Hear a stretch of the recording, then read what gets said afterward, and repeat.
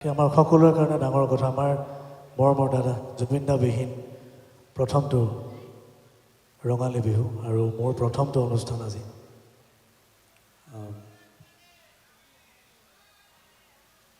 বহাগৰ বহুখিনি অনুষ্ঠান আছে সকলোখিনি আমি কৰি যাব লাগিব কিন্তু প্ৰথম অনুষ্ঠান আজি কৰিবলৈ আহোঁতে বহুত উকা লাগিছে তাতে খাৰ গলি আৰু যিমানবোৰ অনুষ্ঠান আমি যোৱা বছৰ কৰিছিলোঁ তাৰ মাজত চাগে ৬-৭খনমান শ্ব' দাদাৰ লগত একেলগে মিলিছিলোঁ থকা খোৱা ৰাতিপুৱালৈকে দাদাৰ লগত কথা পতা তো সেইখিনি সদায় থাকিব আৰু জুবিন দা সদায় আমাৰ মাজত থাকিব সকলোৰে মাজত থাকিব আৰু তেখেতৰ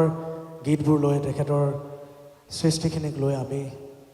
এই অনুষ্ঠানৰ জৰিয়তে তেখেতৰ গীতবোৰ গাই তেখেতক সদায় আমি জীয়াই ৰাখিব লাগিব আৰু আপোনালোকেও জীয়াই ৰাখিব বুলি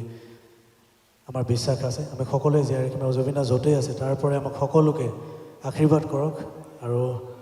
কাৰো জীৱনত একো বাধা বিঘিনি নহওক তাৰে কামনা কৰিছোঁ জয় জুবিন দা অনাগত দিনবোৰ সকলোৰে খুব ভাল হওক তাৰে কামনা কৰিছোঁ ধন্যবাদ